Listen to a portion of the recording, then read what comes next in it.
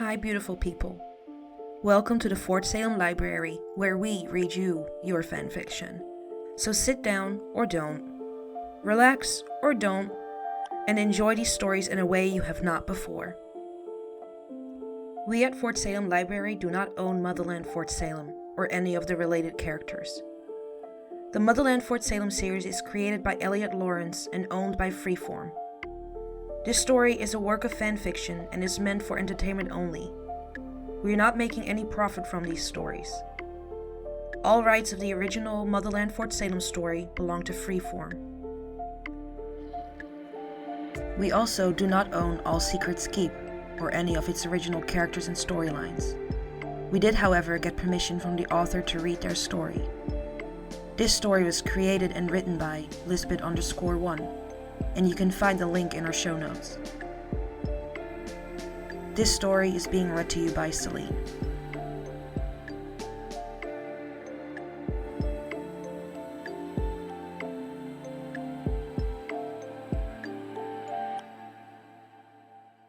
All Secrets Keep, Chapter 23, Epilogue. Despite the Accords no longer being active and the conscription no longer forced, there was almost a record number of new recruits who joined the army the following conscription day, now known as Enlistment Day. Inspired by the recent victories over the Camarilla, the dissolution of the Spree following the annulment of the Accords, and the return of General Alder, witches from all over were eager to join up and serve their country, especially given the fact that it was no longer a lifetime commitment. Petra had asked Sarah to speak to the recruits as she always had. Petra may have been the general of the army, but Sarah was still an icon, and Petra knew that she alone was the reason for many of the witches who had taken the pledge. The thunder-like sound of the boots stomping throughout the packed auditorium had never failed to get Sarah's blood pumping. But there was something different about it this year, something special, in knowing that each and every one of the witches sitting before her were there because they wanted to be, and not because they had to be. Sarah let the stomping go on for longer than she normally would have, feeling the answering echoes thunder in her chest. It felt strange to be on the stage by herself, no longer flanked by the biddies, but she spotted a familiar wave of red hair in the very back of the auditorium, grinning at her with excitement. And Sarah suddenly didn't feel quite as lonely. She eventually held up a hand, watching as the stomping of the feet immediately came to a halt, all eyes trained on her with a bated breath, waiting for her to speak. Sarah took a deep breath in through her nose. Her speech this year would be different than it had been in previous years. Before, it had been almost identical every year, having had it memorized to the point where she could have recited it in her sleep. But this year was different, and required her to think long and hard about what she had wanted to say. "I am General Sarah Alder," she began, watching excitement ripple through the crowd at her words. "Welcome to Fort Salem. This is a special day, not just for me but for everyone here. And it is special because of you all." She paused for a moment. "This used to be a solemn day, a reminder of the day so long ago when I was forced to make a deal with the Massachusetts Bay Militia in order to make a place in this world, for not only myself, but for every witch. A reminder that we were nothing more than tools made to be used and discarded when we were no longer needed. All of you have answered the call, just like your mothers and their mothers before them. You are the daughters of ancient lines. Each and every one of you has been called to greatness. And I know, without a shadow of doubt, that you will succeed. All of you," Sarah said fiercely. "Because you are not here because you were forced to be. You are here because you chose to be. And that is what makes a soldier great. You have bravely chosen to serve and defend this great country, and we will all do so, with storm and fury. The crowd of excited recruits burst into another round of thunderous stomping, and Sarah, once again, let it happen for longer than she had in the past, before holding up her hand again. "Take a look around you," she said, watching as they all turned to look at the people sitting next to them. "You are among your own kind now. These women around you are now your sisters. You will find strength in them when you have no more left. You will find support in them when you are at your weakest. You will find hope in them when there is none to be had." Sarah's eyes found Telly in the back of the auditorium, still beaming at her.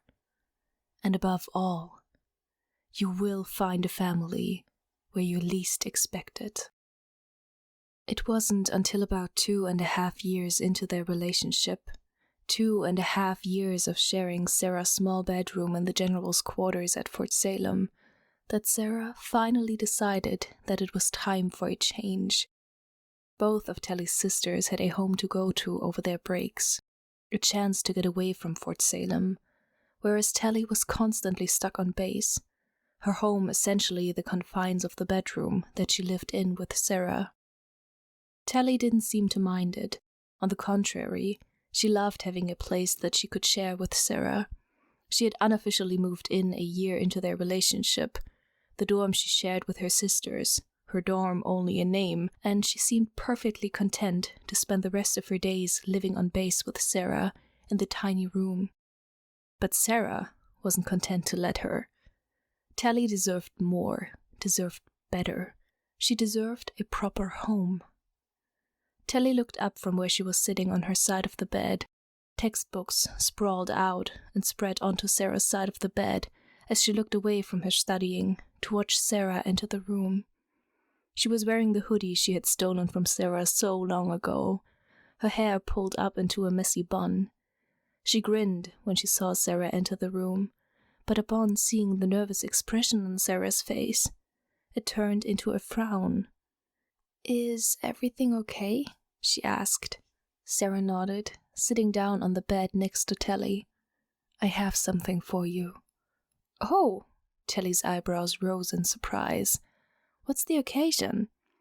"There is none," Sarah said simply. She reached into her jacket pocket and pulled out a small rectangular black box.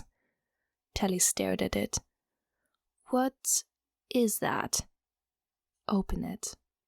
Telly's brown eyes were burning with curiosity, and she dropped her pencil onto her textbook, reaching out to take the box from Sarah's hand. She slowly opened it, frowning at what was inside. "It's a key?"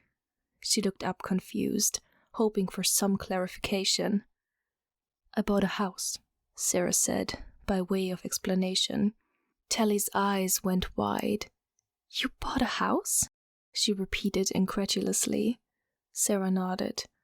"I bought a house, or rather, I had a house built, on the outskirts of Salem, for us." She said it so simply, like she didn't quite realize how big of a deal it was. Telly's whole body froze, her mind stuttering to a halt. "You got us a house?" she whispered, staring at Sarah with wide eyes. "Yes," Sarah said softly, reaching up to smooth away some of the hair that had been released from Telly's bun. "It can be a place where we spend your breaks and weekends together. A place that will be just as much yours as it is mine." "But I thought—" Telly glanced back down at the key to her house with Sarah, and she felt tears spring to her eyes. "I thought Fort Salem was your home." Sarah slid a finger down underneath Telly's chin and gently forced her head up so that Telly was looking her in the eyes. "You, my love, are my home." They went to visit the house the next day. It was about 20 minutes away from Fort Salem, nestled back a short lane, away from the prying eyes of the town. It was a simple house, one story with grey paneling and a wraparound porch that Telly all but ran up to, eager to get inside and see it for herself. She heard Sarah slowly walk up behind her as her shaky hands slid the key into the lock and turned, heart thumping in her chest with anticipation. She heard the lock click, and Tally turned the doorknob, forcing the door open, forgetting the key in the lock in her excitement. She stepped over the threshold of the house, Sarah retrieving the key from the lock behind her, and immediately froze, her eyes darting around the room of the house she was standing in, recognition causing her to suck in a sharp breath as she took in her surroundings. Tally didn't say anything as she tore off into the kitchen, leaving Sarah standing by herself in the living room. Tally then ran from the kitchen into the living room and to the other door that was connected to the living room. She threw the door open, not even bothering to step inside, and a wordless cry left her mouth. She spun around to find Sarah watching her, equal parts curious and scared. Sarah opened her mouth to speak, but Tally didn't let her. "This is the house," Tally said, voice cracking. Sarah just nodded and watched as Tally took a shaky step forward. "This is..." Tally looked away from Sarah to the cozy living room. There was a fireplace, empty for now, with a coffee table that rested snugly between two maroon couches. Tally hadn't walked into the bedroom, but she knew if she had, then she would have found a connected bathroom, furnished and decorated like the one where she shared her first shower with Sarah. She looked back up to Sarah. "This is the safe house." "Yes," Sarah said softly, making her way over to Tally, who was trembling. She gently took Tally's hands in her own, holding them tightly. "It is. It's the house that we first shared, the house that was first ours." She watched the tears that sprang to Tally's eyes at her words, and she was suddenly thankful that she could feel Tally's emotions, because it was the only way that she was able to tell that the tears were a good thing.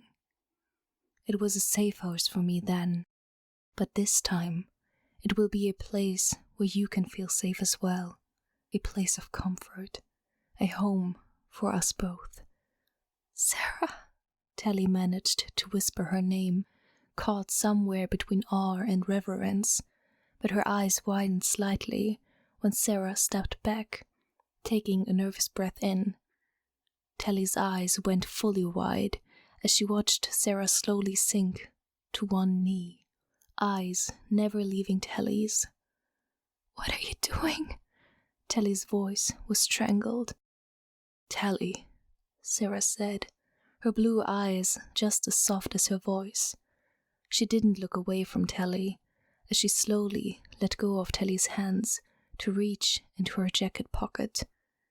Tally was standing completely still, eyes wide with unshed tears, as she watched Sarah pull out another small black box, this one square instead of rectangular.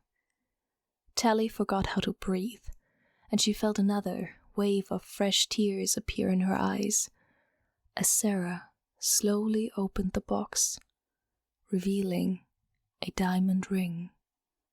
"I know this is typically a civilian custom, and not the traditional way to do it." Sarah's voice had Tally tearing her eyes away from the ring to look back at her. "But I don't have any family handfasting cords to use. And let's be honest, Tally, our relationship is anything but traditional." Sarah swallowed, doing her best to keep her hands from shaking. "And handfasting is typically only binding for 5 years. And I want more than just the next 5 years with you, Tally." Sarah's voice had been lowered to a whisper, and she could feel tears of her own forming in her eyes. "I want to spend all the years that I have left with you, if you'll have me." "Yes, Sarah, yes," Tally sobbed, feeling herself go weak in the knees. "Of course I'll have you. Of course I want to spend the rest of my life with you." She went to kneel down to match Sarah's height, but Sarah was already standing, pulling Telly into her arms. Telly's lips crashed into Sarah's in a messy kiss that tasted of salty tears, both hers and Sarah's, and she had to pull back sooner than she wanted so she could catch her breath. She rested her forehead against Sarah's, feeling the other woman reach up to wipe away her tears. "I love you, Telly," she heard Sarah whisper, breath ghosting over Telly's lips. Telly drew in a shuddering breath, hands clinging to Sarah's waist desperately. "I love you too, Sarah." Sarah cried at the wedding. The old her, the her that she had been before dying, before Telly, would have hated it, would have been embarrassed by it. But this her, the her that knew what it was like to love and be loved by Telly, didn't care. She hadn't thought it would happen, but then Telly had been brought out in a wedding dress instead of her dress blues, led down the aisle by Petra, and Sarah wasn't able to hold back the tears that immediately threatened to overwhelm her. It helped that she wasn't the only one crying. Petra handed Telly over to Sarah with a tear-filled smile, and by the time Berriessa had begun speaking, Anacostia had completely lost it, sobbing into her hand as she was patted awkwardly on the shoulder by a smiling Isadora. Abigail was doing her best to pretend like she wasn't crying, but Sarah had gotten to know her well enough to know that she was, and Rael was beside her, occasionally wiping at her eyes. Even Rael's father, the only civilian at the wedding, had some tears in his eyes during the ceremony. And Telly, her beautiful Telly, cried as well. It wasn't a traditional witch wedding. Sarah had no handfasting cords from her family, and Telly hadn't wanted to use the Craven ones, so they exchanged rings instead, Telly in her dress and Sarah in her general's dress blues. She knew there would be talk amongst the community, that the marriage wasn't a real one without the handfasting cords or the approval from Telly's mother, that Telly wearing a dress and not her blues would be a slight to the structure of the military, and so many other things that Sarah knew people would say. But she did not care. They didn't matter. The only thing that mattered was that she was Telly's, and Telly hers. Fort Salem was no stranger to secrets, both military and personal, from recruit all the way up to general. Witches of every age and rank had their own secrets. Sarah Alder was not an exception to this phenomenon. She had her fair share of secrets, and most of her life had been shrouded in mystery, aside from what had been allowed to be put into the history books. There had always been rumors about her personal life, people assuming and pairing her with anyone and everyone for as long as she had remembered. But that was not the case anymore. Now people knew the truth. There was no one, witch or civilian, not even the recruits that sat in the auditorium on enlistment day, who did not know that she was, and always would be, in love with Telly Craven.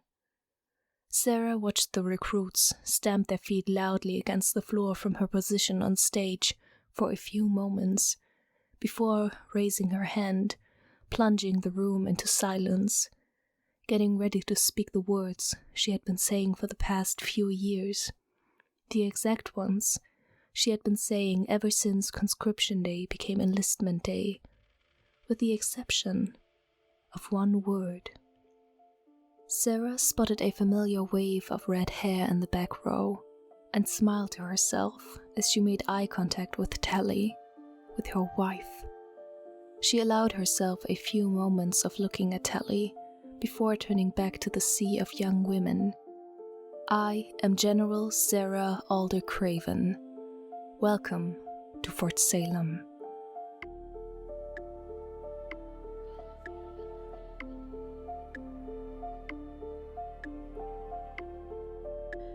Please find the fanfiction you just listened to on Archive of Our Own and leave the author some love. Without them, this wouldn't be possible, and we want to thank them from the bottoms of our hearts for creating these amazing stories and keeping the show alive.